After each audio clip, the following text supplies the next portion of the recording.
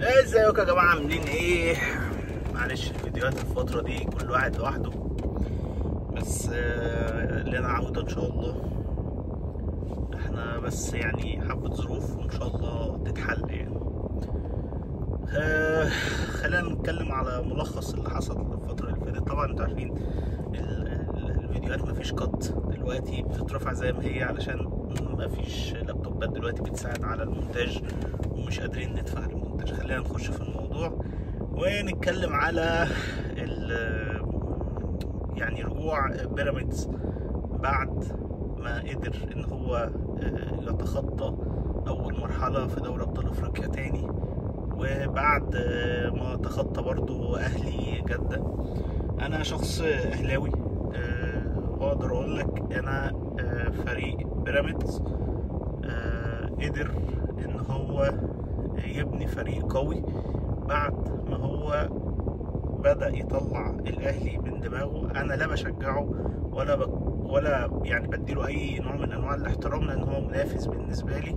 لكن لما نيجي نشوف 3 أو 4 فرق حطوا الاهلي في دماغهم وحطوا المظلوميه في دماغهم، ايه اللي حصل؟ وفريق شال الاهلي من دماغه، ايه اللي حصل له بعد كده؟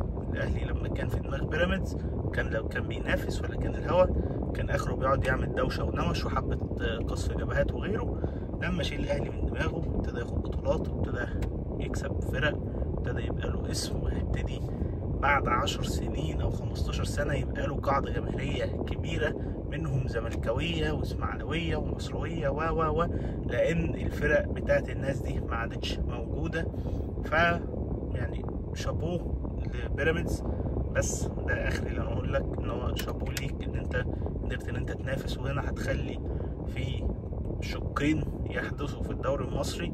اول حاجه ان هيبقى في منافسه على الدوري مش احتكار كامل للنادي الاهلي.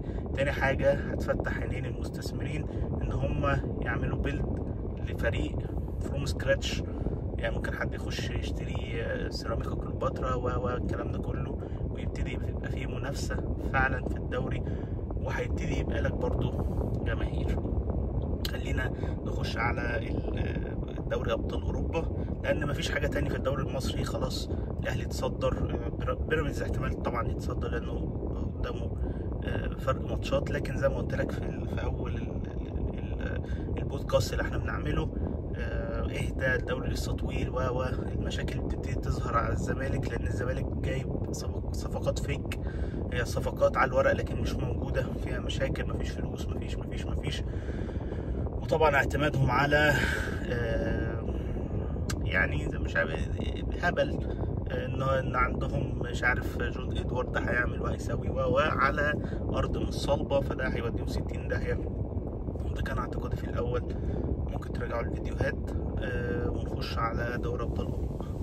عندنا في دوري ابطال اوروبا من الماتشات المهمه اللي حصلت هي مثلا برشلونه ان هي كسبت، ده عادي، ده مش مهم قوي. عندنا ماتش كان جبار ما بين ارسنال وما بين اتلتيكو مدريد. ارسنال كسب 4-0. انا كنت اكسبكت ان ارسنال ممكن يكسب، لكن 4-0 دي كبيره جدا على اتلتيكو مدريد، خصوصا ان هو اصلا فريق دفاعي مع سيموني. الموضوع يعني صعب، حتى هو لو اخد الاول او اخد الثاني المفروض ان هو يقف. المشكله ان هو يعني تقريبا اخد 3 أو 4 تجوان كلهم في شوط واحد، يعني شوط تاني كمان.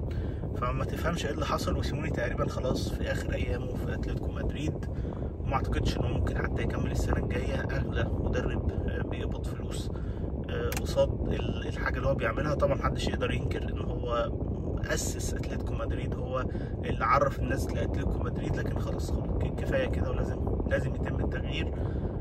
زي ما تقول يعني هو بقى ابر هاند في كل حاجه، فمش هيحصل جديد. يعني زيه زي جوزيه مورينيو، زيه زي مانويل جوزيه، حتى في الاهلي كان فتره من فترات هو التوب خلاص. فكان لازم نغير علشان نقدر نشوف كره تانية، وما نقدرش ما نخشش في مشاكل وكده. بس انا اعتقادي ان سيموني مش هيكمل السنه الجايه.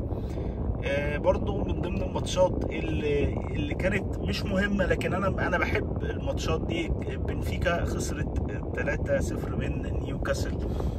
ثالث ماتش لجوزيه مورينيو يخسره مع بنفيكا. كان اول ماتش تقريبا تشيلسي، ومش فاكر التاني كان مين، مش فاكر، مش متذكر قوي، لكن ده تالت ماتش يخسروا بنفيكا واياكس.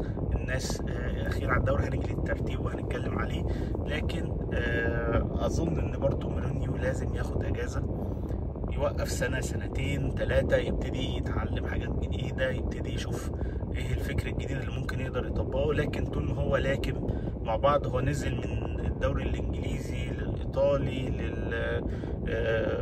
اسمه ايه التركي، قاعد ينزل لحد ما دلوقتي البرتغالي. اعتقد ان اعتقد ان الدنيا كده خلاص، يعني مش احسن حاجه. يعني مفيش مفاجآت في اول اسبوع، يعني اول ماتشات لدوري ابطال اوروبا.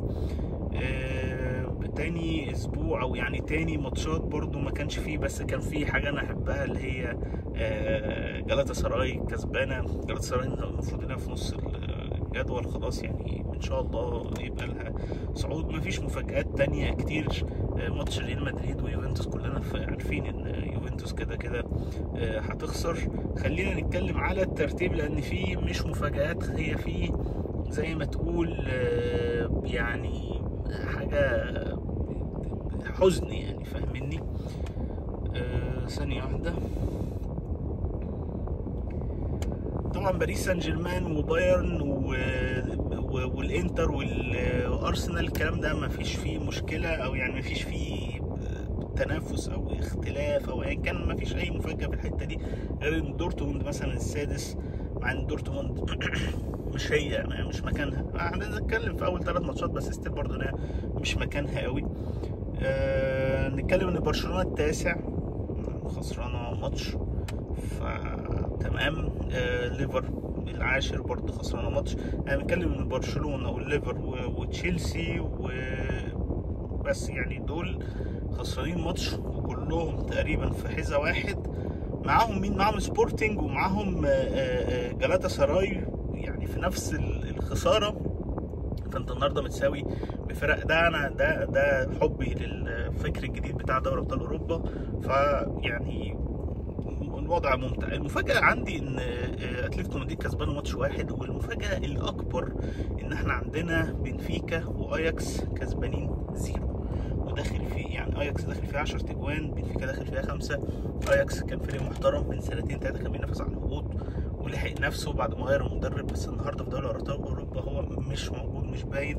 اتمنى طبعا ان اياكس فريق محترم ان هو يرجع تاني ينافس في يعني دوري ابطال اوروبا. طبعا هيبقى صعب، الدوري الهولندي بعيد، لكن اتمنى طبعا. نتكلم على ترتيب الدوري المصري سريعا. ان الاهلي وتحتيها سيراميكا زي ما انا كنت متوقع ان هي ممكن تطلع الثالث او الرابع، هي الفتره دي الثاني. اعتقد ان هي لو كملت على هذا التنافس ممكن فعلا توصل. طبعا لما بيراميدز ترجع وتكسب الماتشين، ممكن يبقى بيراميدز الاهلي وبعد كده سيراميكا زي اللي انا كنت متوقعه. المفاجأة ان الاسماعيلي كسب ماتش، فصعد ان هو يبقى في الترتيب الثالث من تحت. فيعني نتمنى الأسوأ ليه، وصل ل7 نقط. الاتحاد برضو كسب، برضو انا اتمنى ان الاتحاد يقعد، انا بحب الاتحاد شوية. غير كده مفيش، يعني اللي انا شايف ان في المصري الثالث بس ب 11 ماتش، فممكن يهبط. او انا كنت متوقع ان المصري يبقى احسن من كده، بس توقعي طلع مش صح، اللعيبه مش احسن حاجه. هنروح للتوقع وادي دجله. مش توقع، وادي دجله عامله شغل كويس جدا. يعني انا شايف ان وادي دجله يحق، يعني تستاهل السيزون ده انها تخش كونفدراليه باللعيبه اللي معاها. المشكله ان الموضوع صعب جدا. يعني انت عندك الاهلي وبيراميدز مثلا خلاص دوري ابطال اوروبا، يعني الباقي كله بيلعب على كونفدراليه. فانت عندك المصري والزمالك ووادي دجله وسيراميكا كليوباترا، الاربعه يستحقوا وجودهم في الكونفدراليه. ممكن يستبعد الزمالك، الثلاثه التانيين يستحقوا وجودهم في الكونفدراليه. محتاجين احنا نزود مقعد تاني في الكونفدراليه او للدوري المصري بشكل عام، واتمنى ده يحصل. وزي ما قلت اتمنى طبعا الاسوأ للفريق المنافس، واتمنى الاحسن للدوري المصري ان جنرال للموضوع. كان معاكم حلقه سريعه، وما تنسوش تعملوا لايك وشير وسبسكرايب.